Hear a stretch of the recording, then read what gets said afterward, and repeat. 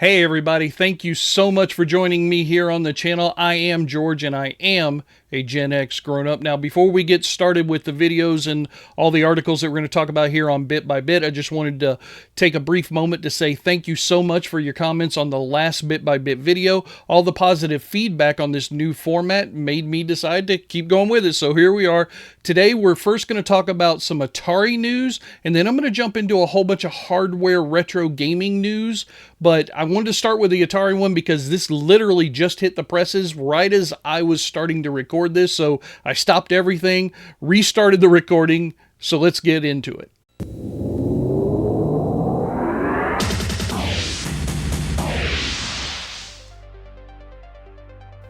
Like I said, this first bit is on My Nintendo News, and it's all about Atari having purchased 5 IPs from Ubisoft. Or Ubisoft, how do you pronounce it? You know, that's just going to be a running theme of these videos from now on. I can't pronounce anything properly, and I'm not even going to try. So, Atari has recently grabbed 5 IPs from Ubisoft, whatever, and here they are listed.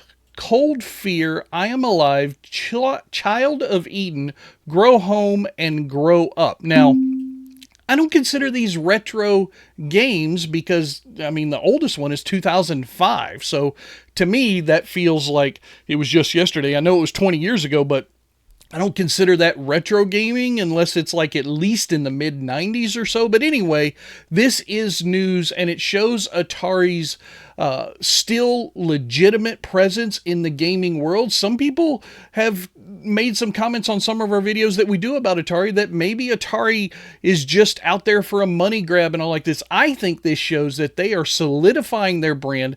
They are bringing in IPs to their systems and onto their platforms at all times that can have new things done with them, re-releases, remasterings, reimaginings. They can do stuff with Night Dive Studios. They can do stuff with all these other companies that they have under their belt. I, for one, am excited. Like I said, I don't know anything about these games at all, but now that Atari owns them, I'm sure as hell going to find out.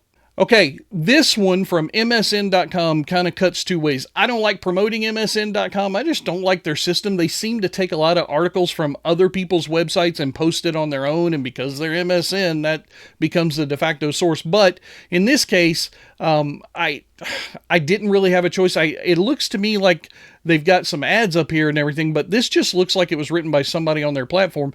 Anyway, an original Amiga prototype showed up at VCF West 2025 recently, and I just had to talk about it because I love Amiga so much, and we're going to talk a little bit more about it later on, but look at this prototype. This is one of the original designs, and they took this back to CES in 1994 in Chicago, of all things, when they were first trying to find a company to help manufacture this system and bring it to market. And of course, Commodore ended up getting the product and putting it on their platform. We all know the success story from that point forward, but I mean, just look at all these boards and everything. This was before they even had the 3 main chips of Amiga, so that's why they had to have all this stuff out here on the sides and everything.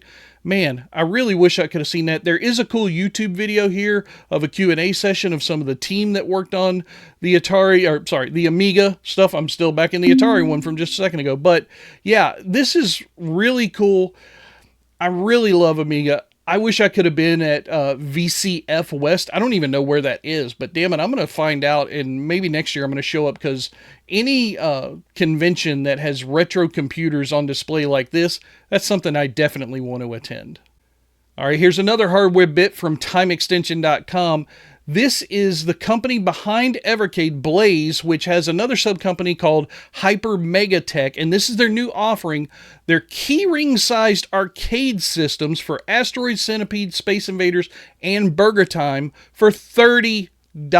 Now, John first showed this article to me and wanted me to go get in touch with him, so I have reached out to Blaze Entertainment to see if we can't get some of these for review here on the channel. But I mean, these are really cool. Super Micro Asteroids, look at it. It's got Asteroids Gravatar and Yar's Revenge.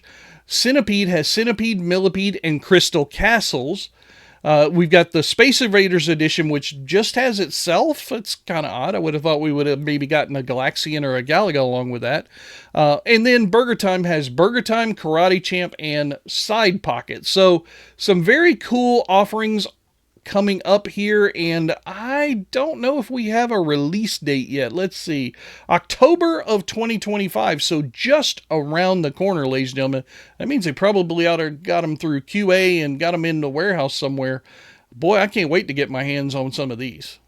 All right, from notebookcheck.com, it looks like LEGO may be releasing a new Sega controller based on the Genesis system, and this looks like it's going to be a free gift for anybody who spends over 130 euros. That's around 151 US dollars at this time, I believe. Should be available September 8th. Now, my guess is you're going to have to go to the LEGO website and buy it from there so that you get prompted to add this to your order as a free gift. But still, this looks really cool. There's even some stuff that they're going to have, like an interior. Yeah, here it is. A worthy showpiece retro consoles fans furtherly suggests the front panel of the controller can be opened up to reveal a miniature recreation of Sonic the Hedgehog's iconic Green Hill Zone.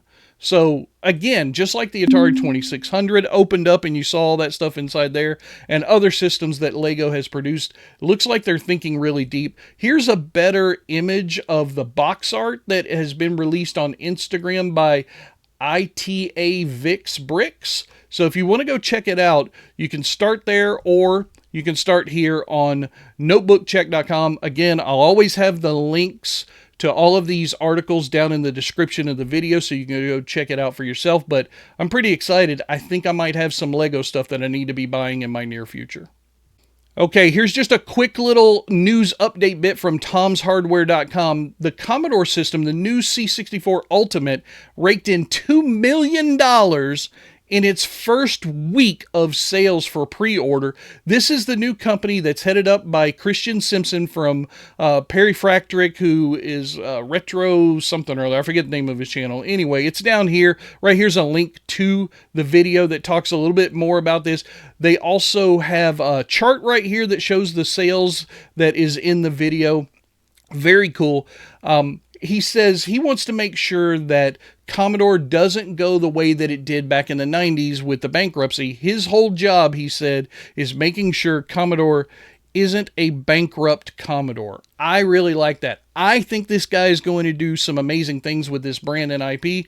I know some people are a little skeptical. I'm not one of them. He's bringing on the right people to help him with this project. He's bringing in a lot of good employees. I think he's got a good plan in place. Retro Recipes, that's the name of his YouTube channel. I don't know why I forgot that. Anyway, there's a whole bunch of other screenshots. Look at this. Here's like some stuff on the C64 Ultimate.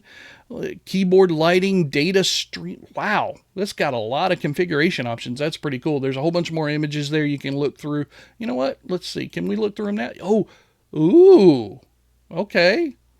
Oh, there's only 2 images. I thought it said 1 of 12, but it's 1 of 2. Okay, that's interesting. Don't know what that... I've got to go watch that video. Now, here's a section here all about Amiga stuff, and I'm a little bit confused because when I talked about this brand, Commodore, in a previous bit-by-bit video, somebody mentioned that... Amiga is not owned by Commodore. They were very adamant about that, and I wasn't sure. But this makes it seem as though Amiga is. So I'm hoping you guys will tell me down in the comments below whether or not you have proof that it's not owned or who owns it, because nobody really gave me that. They just said Amiga is not owned by Commodore. I'm like, okay, I apologize for the mistake. But this really seems like maybe they have a stake in Amiga. So I guess we'll just have to wait and see. All right, the final couple of articles here are all about Valve apparently releasing a new Steam console. Now, they tried this a number of years ago. This is probably just like some AI-generated kind of stuff. I don't know that this to be real. Or maybe this is one of the old systems that they released a long time ago. The one thing that they're talking about here is that this system looks like it's less powerful than a Steam Deck. It only has 8 gigs of DDR5 RAM. A Steam Deck, I think, comes standard with 16, it talks about down here. So then there's, a little bit more. Haven't we already done this before? Yeah, they did it, and it didn't really have any success, so they stopped doing it. And then we got the Steam Deck like a couple of years ago, and that's been very successful. They're talking about that it's running on a Windows 11 Pro, and this all comes from an article on Insider Gaming. Now, you can see right here, this article came to me on August 26th, which is how I found it, but the article from Insider Gaming rather, came out on August 20th. So it looks like a reposting of a previous article that another website did. And this happens all the time in my feed. I get one article that leads to 2 or 3 others. Anyway, this system is apparently going under the name the Valve Fremont. So, it'll be interesting to see if this really is a true thing. They've got a screenshot of some of the system information and CPU information right here. A couple more details in this article. Again, I'll have links to both in the description of this video. And that's going to wrap it up for another Bit by Bit. I hope you enjoyed it. This might run a little bit longer than my normal video. I'm still getting used to this new format, so please bear with me as we figure this out together. I really appreciate your time today. Do not forget to hit subscribe and share this video out as much as you can. It really, really helps the channel. We appreciate you, and I'll see you again next time. Bye-bye. That's going to do it for the news making headlines in the gaming world right now. I am George, and if you want to see more, hit that subscribe button, and I'll keep on bringing you the news bit by bit.